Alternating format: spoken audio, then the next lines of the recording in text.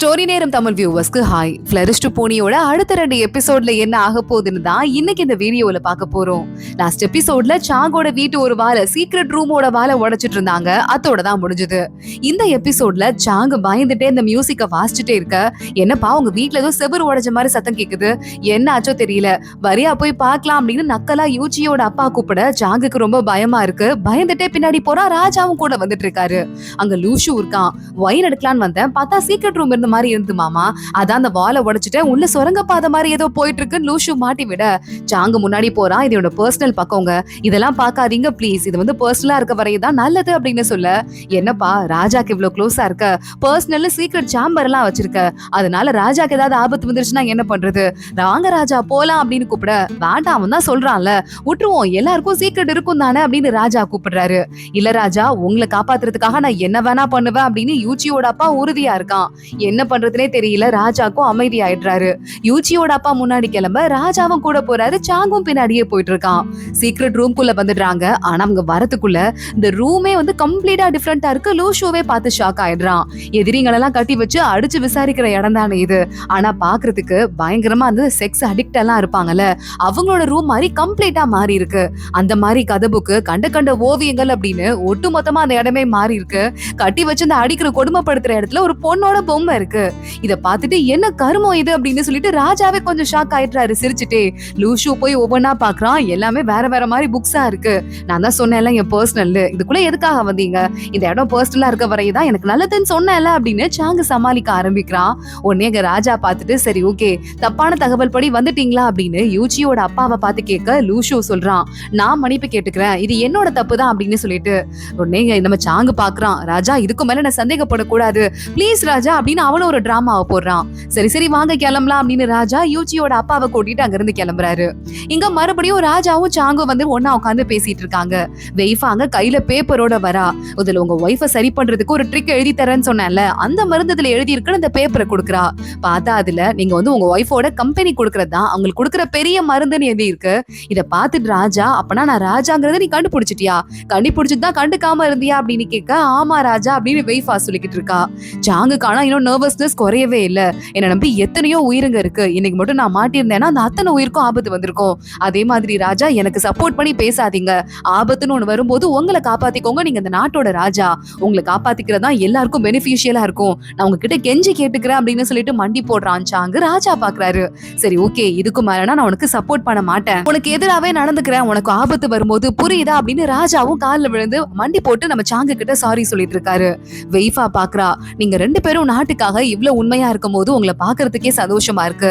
இந்த நாட்டோட குடிமகள் அப்படிங்கிற உரிமையில நான் சொல்றேன், இந்த நாட்டுக்கு ஏதாவது ஒரு ஆபத்துனா என் உயிரையும் பணையம் வச்சு அதை காப்பாத்துவேன், இது சத்தியம் ராஜான்னு வெய்ஃபா சொல்றா.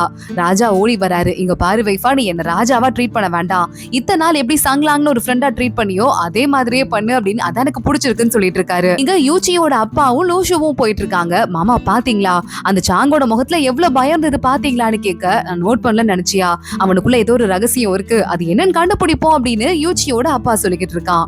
இங்க வெய்ஃபாவும் சாங்கும் மறுபடியும் இந்த சீக்ரெட் ரூம்குள்ள வந்துடுறாங்க. என்னது இந்த ரூமை எப்படி இப்படி மாத்தின அப்படின்னு நம்ம சாங்கு கேட்க ஆரம்பிக்க, வெய்ஃபா சொல்லிட்டு இருக்கா, நீங்க இந்த மியூசிக் வாசிச்சீங்கல்ல, அதோடய நான் நேரா உள்ள வந்துட்டேன், ஏதோ ஒரு ஆபத்து இருக்கு அப்படின்னு சொல்லிட்டு உள்ள வந்து பார்க்கும்போது ராஜாவோட அசிஸ்டன்ட் இங்க இருந்தான். வந்து பார்த்தா கண்ட கண்ட புக்கையும் வச்சு படிச்சுட்டு இருந்தான். எது தப்பிச்சு போக பார்த்தா நான் கூட அந்த புக்கெல்லாம் அப்படின்னு சொல்லிட்டு வாங்கிட்டு இந்த இடம் ஃபுல்லா அடைச்சு வச்சுட்டேன், சோ யாராலையும் கண்டுபிடிக்க முடியாதுன்னு அப்படி பண்ண அப்படின்னு சொல்லிட்டு இருக்க. கரெக்டா அப்பன்னு பார்த்து ஒரு கிஃப்ட் ஒண்ணு வருது. இன்னைக்கு உங்க வெட்டிங் ஆனிவர்சரிங்கிறத மறந்துடல, அதுக்காக தான் அந்த கிஃப்ட்னு சாங்கோட அசிஸ்டன்ட் வந்து கொடுக்குறான். வெய்ஃபா பார்த்துட்டு இருக்கா, ஆமா இல்ல அப்படின்னு சொல்லிட்டு யோசிக்கிறா. சாங் ஒரு பக்கம் தனியா உட்காந்து அவன் பாட்டுக்கு ஒரு வருஷம் ஓடுனதே தெரியலன்னு ஒயின் குடிச்சிட்டு இருக்க. இன்னொரு பக்கம் வெய்ஃபா அதே மாதிரி தான், எப்படிதான் ஒரு வருஷம் ஓடுச்சோன்னு அவளுக்கு ஒரு பக்கம் ஆச்சரியமா இருக்கு. இங்க அடுத்து ராஜாவோட அரண்மனையில ஒரு பெரிய முக்கியமான விருந்து நடக்குது. பக்கத்து நாட்டுல இருந்து முக்கியமான ஆளுங்க நிறைய பேர் வந்திருக்காங்க. அந்த நாட்டோட இளவரசி மந்திரி அப்படின்னு சொல்லிட்டு அதுக்காக கலை நிகழ்ச்சிகள்லாம் நடக்குது. சாங்கு தான் அதை தலைமை ஏத்து நடத்தி வைக்கிறான். அந்த பொறுப்பு அவனுக்கு தான் இருக்கு. இப்போ வெய்ஃபாவையும் இன்வைட் பண்ணிருக்காங்க. சாங்கோட ஒய்ஃபா இருக்கிறதால ராஜா வராரு. எல்லாரும் பக்கத்து நாட்டுக்காரங்க எல்லாம் ராஜாக்கு வணக்கம் சொல்றாங்க. கலை நிகழ்ச்சிகள் நடக்க ஆரம்பிக்குது. கரெக்டா அப்பன்னு பார்த்து சாங்கு வெய்ஃபா பக்கத்துல போய் உட்காந்துட்டு, என் ஒய்ஃப்க்கு இந்த மூங்கில் குழந்து சாப்பாடு எடுத்து சாப்பிடுறது பிடிக்காது, கையெல்லாம் அழுக்காயிரும் யோசிப்பா அப்படின்னு சாங்க போய் தானாவே எடுத்து கொடுத்துட்டு இருக்கான். இதை ஊட்டி வேற விட ஆரம்பிக்க லூஷுக்கு இதை பார்க்க போறாம பயங்கரமா பத்திட்டு எரிய ஆரம்பிக்குது. அதுல இந்த கத்தி சண்டையில அங்க இருக்க வீரன் ஒருத்தன் கத்திய தூக்கி போட அந்த பக்கத்து நாட்டு இளவரசி இருக்கால, அவ போய் அதை புடிச்சிடுறா. ஏன் அப்படின்னு பார்த்தா அவளுக்கு சண்டையில பயங்கர இன்ட்ரெஸ்ட் இருக்கான். உங்க நாட்டுக்காரங்க கூட நான் சண்டை போட்டு பாக்குறதுக்கு ஆசைப்படுறேன் ராஜா அப்படின்னு சொல்றா. சண்டையும் ஆரம்பிக்குது. அந்த நாட்டுக்காரன் ஒருத்தன் கூட சண்டை ஆரம்பிக்குது. ஆனா அந்த பக்கத்து நாட்டு இளவரசி ஜெயிச்சிடுறா. பரவாயில்லையே, ஜெயிச்சிட்டியேமா, வாழ்த்துக்கள்னு ராஜா சொல்லிட்டு இருக்காரு. ஆனா அந்த இளவரசி அடங்காம, இல்ல உங்களோட ஒய்ஃப் இருக்காங்கல்ல ராணி, அவங்க சூப்பரா நிறைய வித்த தெரிஞ்சவங்கன்னு கேள்விப்பட்டேன், அவங்க கூட போட்டி போட போறேன், எங்க நாடு பெட்ரா உங்க நாடு பெட்ரான்னு பாக்கலாம் அப்படின்னு வாயை விட்டுடுறா. ராணி பாக்குறாங்க, நான் போட்டிக்கு தயார் அப்படின்னு சொல்லிடுறாங்க. இங்க இந்த இளவரசியும் ராணியும் மாறி மாறி அம்பு விட்டு யார் அதிகமா அம்பு கரெக்டா விடுறதுன்னு பாத்துட்டு இருக்காங்க. அங்க இருக்க மினிஸ்டர்ஸ் எல்லாம் பேசிட்டு இருக்காங்க. ராணி என்னதான் ரொம்ப திறமசாலியா இருந்தா கூட அவங்களுக்கு குழந்தை பிறந்ததுல இருந்து பாடி கொஞ்சம் வீக்கா இருக்கு. இந்த அம்பு விடுற போட்டி ஏதாவது கொஞ்சம் தப்பு நடக்கிறது கூட மணிக்கணக்கா ஆகும். இது நம்ம நாட்டோட மான பிரச்சனை வேற அப்படின்னு சொல்ல சாங்கு திரும்பி வெய்ஃபாவை பாக்குறான். வெய்ஃபா வேணும்னே பின்னாடி ஒரு பூ மரம் இருக்கு, அதை காட்டுறா. சாங்குக்கு புரிஞ்சிருது, இந்த போட்டி முடிவே இல்லாம எண்டே இல்லாம ஆல்ரெடி போயிட்டு இருக்கு. ரெண்டு பேரும் கரெக்டா அம்பு விட்டுட்டு இருக்காங்க. சாங்கு நடுவுல போயிட்டு, இந்த மரம் இருக்கே, இந்த மரத்தை நம்ம டார்கெட்டா வச்சுக்கலாமா, எத்தனை நேரம் இதுலயே விட்டுட்டு இருக்குது அப்படின்னு சொல்ல இளவரசி ராணி ரெண்டு பேரும் ஓகே சொல்றாங்க. இளவரசி முதல்ல அம்பு விடுறா. அந்த பூ மரத்துல ஒரு கிளைய உடைச்சிடுறா அம்பாலேயே. ஆனா ராணி அடுத்த அம்பு விடுறவ அந்த கிளை உடைஞ்சு ஒண்ணு விழுதுல, அதுல இருக்கிற ஒரு பூவோட சென்டர் பாட்ல கரெக்டா அதை அம்பு விட்டு அந்த பாட்டு அப்படியே மரத்தோட போய் குட்டிக்குது. எல்லாருமே பார்த்து பயங்கரமா பாராட்ட ஆரம்பிக்கிறாங்க. ராணி ஜெயிச்சதா அனௌன்ஸ் பண்ணிடுறாங்க. அங்க உடனே இந்த யூச்சியோட அப்பா பாத்துட்டு இருக்காரு. பரவாயில்ல, நம்ம நாட்டு மானமாவது தப்பிச்சுதே அப்படின்னு சொல்ல அங்க ராணி இருக்காங்கல்ல, அவங்க அந்த இளவரசிக்கு அந்த பிரான்ச், மரத்தோட பிரான்ச்சே கிஃப்டா கொடுக்குறாங்க.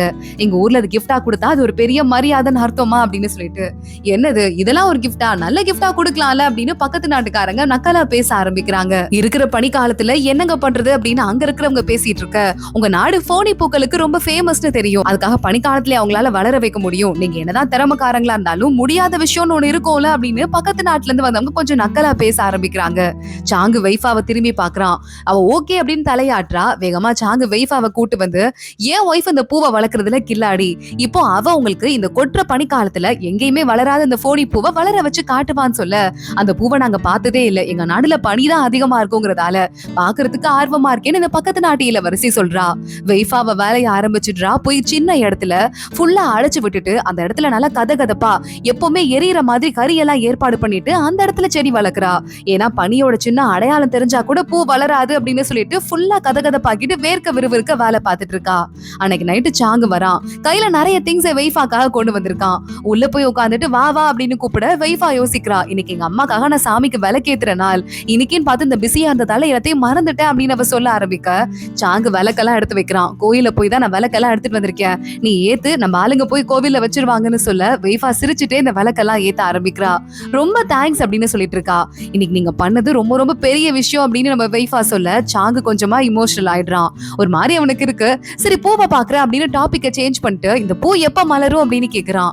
நம்ம ஒரு வாரம் டைம் கேட்டிருக்கோம்ல, இந்த உங்க விரல காட்டுங்களேன், இந்த விரலோட நுனி பகுதி மாதிரி சாஃப்டா இருந்ததுன்னா ஒரு 4 நாள்ல மலர்ந்துரும், இந்த எலும்பு மாதிரி கொஞ்சம் டைட்டா இருந்ததுன்னா அதுக்கு ஒரு மாசம் ஆகும். ஆனா இப்ப பாருங்களேன், இந்த விரலுக்கு கீழே கொழு கொழுன்னு இடம் இருக்குல்ல, அந்த மாதிரி பூ இருக்கு. நம்மளோட கையை பிடிச்சு பேச ஆரம்பிக்க சாங்குக்கு ஒரு மாதிரி கூச்சமா இருக்கு. ஏன் சாரோட மூஞ்சி செவக்குது அப்படின்னு வெய்ஃபா கேக்குறா. இல்ல நான் வெளியே போய் காத்து வாங்கிட்டு வரேன்னு வெக்கப்பட்டுட்டு சாங்கோட, வெய்ஃபா ஒரு நிமிஷம் நில்லுங்க, இதை முதல்ல கட்டிக்கோங்க அப்படின்னு மேல கூப்பிட்டு ஸ்கார்ஃப் எல்லாம் கட்டி விட்டுட்டு இப்ப கிளம்புங்க அப்படின்னு சொல்றா. சாங்கு வெக்கப்பட்டுட்டு அங்கிருந்து கிளம்ப வெய்ஃபா கதை பார்க்க காமெடியா இருக்கு. ஆனா ஒரு வாரம் அப்படியே ஓடி போயிடுது. ஒரு பெரிய பாக்ஸுக்கு வெளியே நின்னுட்டு வெய்ஃபாவும் சாங்கும், இன்னைக்கு ஒரு முக்கியமான உள்ள சில திங்ஸ் எல்லாம் வச்சிருக்கோம், உங்க எல்லாருக்கும் காட்ட போறோம், ஆனா கொஞ்சம் டைம் வெயிட் பண்ணுங்கன்னு சொல்றாங்க. பக்கத்து நாட்டு இளவரசி, அங்க இருக்க முக்கியமான மினிஸ்டர்ஸ் எல்லாருமே இருந்திருக்காங்க. நம்ம ராஜா ராணி எல்லாரும் நின்னுட்டு இருக்காங்க. கரெக்டா உச்சி வெயில் நேரம் 12 மணி ஆகுது. அப்பன்னு பார்த்து அந்த சுத்தி இருக்கிற பாக்ஸ் ஓபன் பண்ண, இந்த கொட்டுற பனியில உள்ள போனி பூக்கெல்லாம் அவ்வளவு அழகா ரெடியா இருக்கு. யாரும் இந்த கொட்டுற பனியில பூவை பார்த்ததே இல்லையேன்னு எல்லாரும் ஆச்சரியப்பட்டு இருக்க. பூ வாசம் கேட்டதுமே அந்த பனியையும் பொருள்படுத்தாம அங்க இருக்க பறவைங்க எல்லாம் வேகமா ஓடி வந்து வட்டம் போட ஆரம்பிக்குது. இது கடவுளோட ஆசீர்வாதம் அங்க இருக்கிறவங்க எல்லாம் சொல்ல ஆரம்பிக்க, ராஜா நீடூழி வாழ்க அப்படின்னு அங்க இருக்கிற எல்லாரும் கத்துறாங்க. அத்தனை பேரும் காலில் விழுந்து கும்பிடுறாங்க. ராஜா பாக்குறாரு, இது எனக்கு ரொம்ப சந்தோஷமா இருக்கு, பக்கத்து நாட்டுக்காரங்க முன்னாடி நம்ம மானத்தை நீ காப்பாத்திட்டமா அப்படின்னு ஒரு பேப்பர் எடுத்துட்டு வாங்கன்னு சொல்லிட்டு ராஜா எதையோ எழுதுறாரு. எங்க மானத்தை காப்பாத்தின உனக்கு இந்த நாட்டோட முதல் பூ வியாபாரி, பூ வியாபாரிகளுக்கெல்லாம் அந்த நாட்டுக்கே ஒன்ன தலைவி ஆக்குற அப்படின்னு ராஜா சொல்லிடுறாரு. முதல் தடவையா வெய்ஃபாக்கு அபிஷியல் பதவி ஒண்ணு கிடைச்சிருது.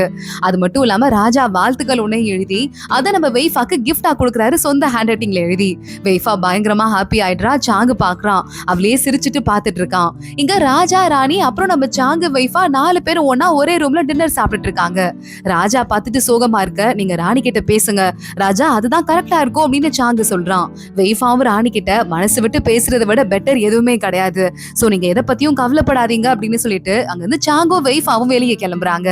ராஜா போய் இவங்களுக்கு பாய் சொல்லிட்டு வரதுக்குள்ள ராணி அப்படியே டேபிள்லயே படுத்து தூங்க ஆரம்பிச்சிடுறா.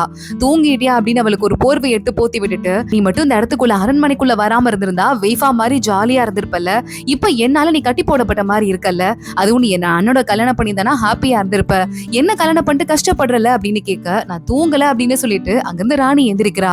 ராஜா பின்னாடியே ஒரு நிமிஷம் எங்கேயும் போகாத உட்காரு, கொஞ்ச நேரம் நம்ம இங்க உட்காந்து பேசலாமா அப்படின்னு சொன்ன ராணியும் உட்காந்துக்கிறா.